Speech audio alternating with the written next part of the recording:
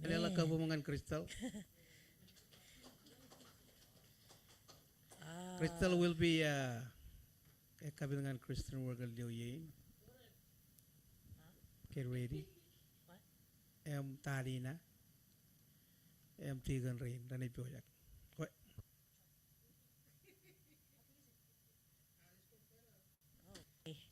Okay. Yes. Let's all close our eyes, bow our heads, and I'll open this time in prayer. Dear Heavenly Father, we gather here tonight under your care and protection. We thank you, Lord, for gathering us as we come together to glorify your name. And we thank you for your love and kindness and for those who are here and our loved ones that are here as well. Lord, I ask for guidance and knowledge as we go through your word, Lord Jesus. Jesus' name I pray. Everybody says, Amen. Okay. It feels like that the first two tables are very empty. Can I have some people to move up to the first two table? Okay. How about the second table? And that second table.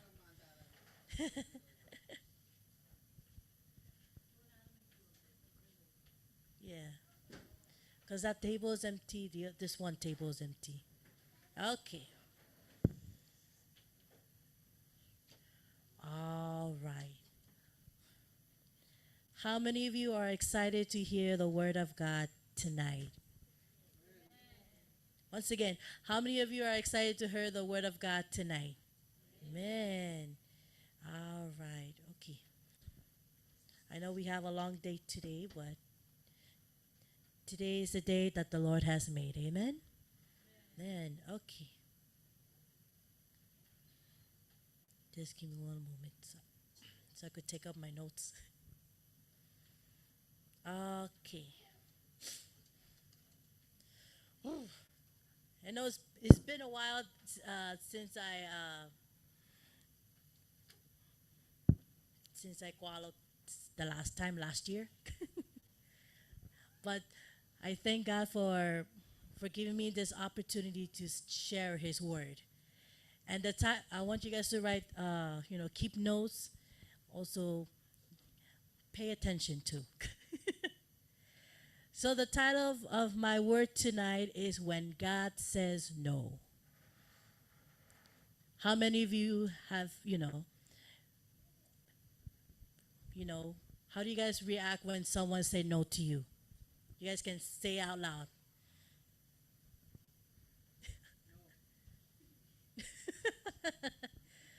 When, yeah, when someone tells you no, how do you feel?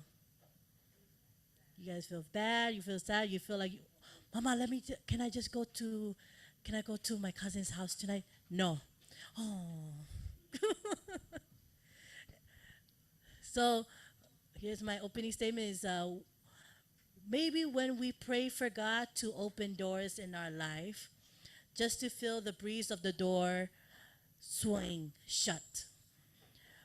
Maybe we pray for a healing of a loved one just to see him or her passed away. Or perhaps you pray for a new job but never got it. So my point number one is when we hear no. Okay. So when we pray for something and it doesn't happen, it's easy to believe God hasn't answered our prayers. We begin to think that God has forgotten us or was too busy or dealing with something bigger or better. No pray no prayer prayed goes unanswered. You guys repeat after me. No prayer prayed goes unanswered. Come on. No prayer prayed goes unanswered. That because the answer might not be what we expected. Sometimes God says yes, while other time his answer is not yet or even no. If you ever felt that God is saying no, you are in good company. If you ever felt, let me say that one more time. If you ever felt that God says no, you are in good company. I want you guys to turn your Bibles to First Chronicles chapter 28, verse 2 to 3. Oh, I'm already here. First Chronicles chapter 28, verse 2 to 3. So I would like the Marshallese Bibles, those who have Marshallese Bibles, to go ahead and read first, because we just want to read this along, all together.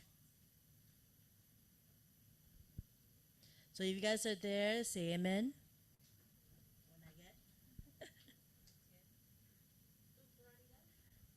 First Chronicles 28 verses 2 to 3.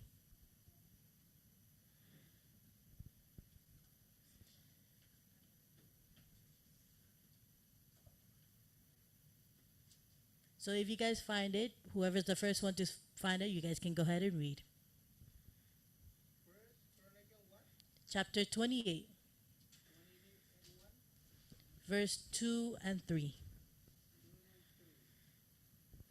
Okay, imaldo manit koranana an king roani jirel ar kamman andangan peal chenmel imtili ijurugo Tebedar chuda gaman mejer godamje jimpanganir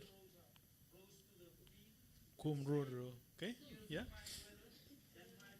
Purchase.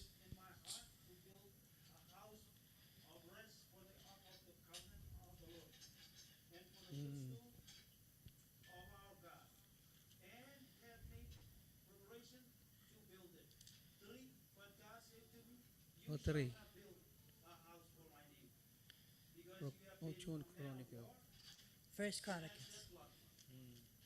ejimoy chon chronicle juru ritu ko jen ro chronicle Tebedar chuda gaman mejer godamje jimpanganir kumroro komunrong jagi. yar kanan kalechoni pwe inman temple pujenyo yo eran nen ro arani emuja kebo chirki charabal ko ngan kalage chon temple pwe chenna war ro agar kabujarage pwe jab kalage kenage ngai chon rutarinai elaba kar kadallah yangane. Man. Even David, one of Israel's king and a man after God's own heart, asked God to build a temple, and God said no. Let's all turn our Bibles to Second Corinthians chapter 12, verse 7 to 10. So this is another example of Paul. Second Corinthians chapter 12, verse 7 to 10.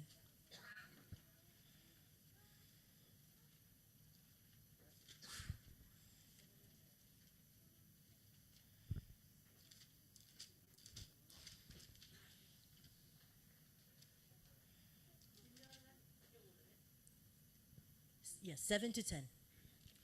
Emuje yodok chon buta muilo en punno yogeng tanan pin pawaraya uti purwa kena gallo menagor ka bulengala uda mui ni jen wot richilegan chedan pen rangalo ko yem pawaraya yu chen chuala gala yar charangan yiro kan menin chilualen emar kachide ki pen pagalog jen yu yar engin garwagan a chu je bengan yu ya kajur kajur log ilo mayano inem ela ba monana pain kam chaje kan mayano ko puin ing tan kan kajur haking jaga kajur ich chogone ilo monyana ko al ilo a chiklebi ilo ar chiklebi ilo kaji imilo yang tan ko Christ pengi monyano engini ilo ich kajur.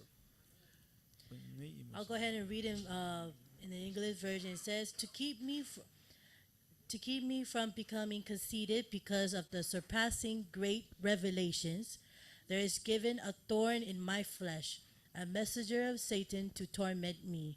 3 times I plead to the Lord to take it away from me. But he said to me, my grace is sufficient for you, for my power is made perfect in weakness. Therefore I will boast all the more gladly about my weakness, so that Christ's powers may rest on me. Verse 10. This is why, for Christ's sake, I delight in weakness, in insult, in hardship, in persecution, in difficulties, for when I am weak, I am strong. Yes, when I am weak and I am strong. Paul, the author of most of the New Testament, begged God 3 times to remove a thorn piercing into him, but God says no. There are times that when God says no, you will have to go through all what it says on verse 10, every weakness, every insult, every hardship, every difficulty, so that when you're weak, you are strong. When you feel weak, you are strong. Which leads to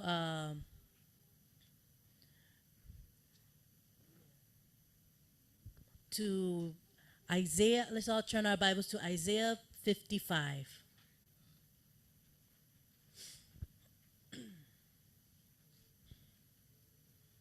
Now, God tells us no because he knows there is something better for us. In Isaiah 55.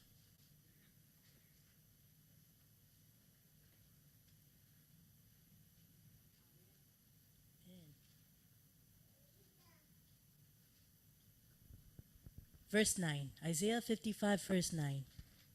You guys go ahead and read Isaiah.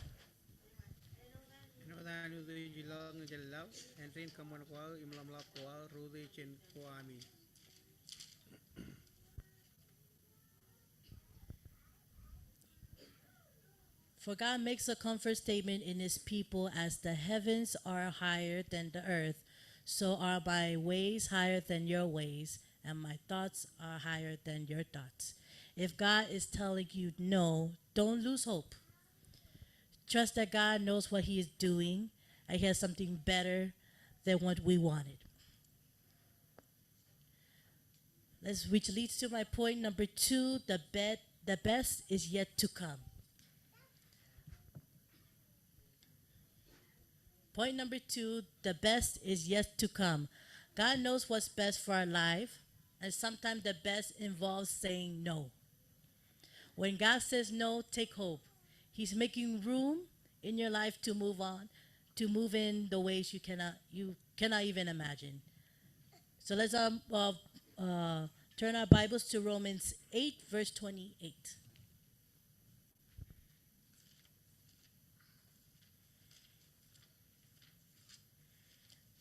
Romans 8, verse 28.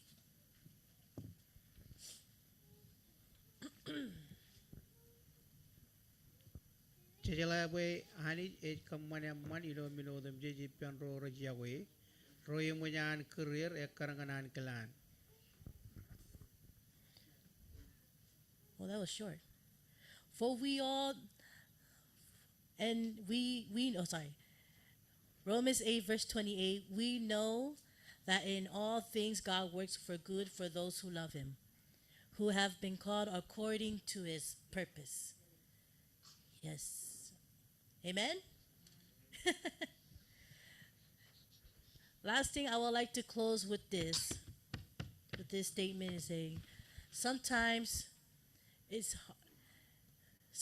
no is yes. Sometimes no is yes. I'll tell you, thank you for asking. It is hard to accept no for an answer. And easy to believe that God declines is a sign of his rejection. But God never says no to mock us, to maim us, or to make fun of us, but to make room for better yes. For better yes for our lives. After all, if God hadn't said no to Jesus, we would never have the opportunity for salvation. Amen. I'll go ahead and read on Mark 14, verse 32.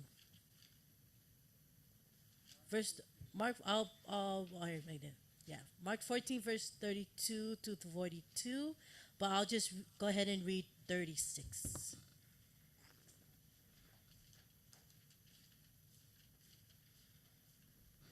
Mark 14.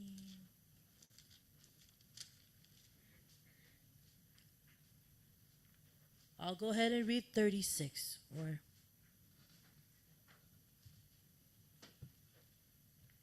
I'll read 35 and 36. I'll go ahead and read it. Going a little further, he fell to the ground and prayed that if it's possible, the hour might pass from him. 36. Abba, Father, he said, everything is possible for you. Take this cup from me, yet not what I will, but you will. Your will. For it is not my will, but your will. See, if God says no, we will never have salvation with Jesus. Amen. And that's all. Thank you, everybody.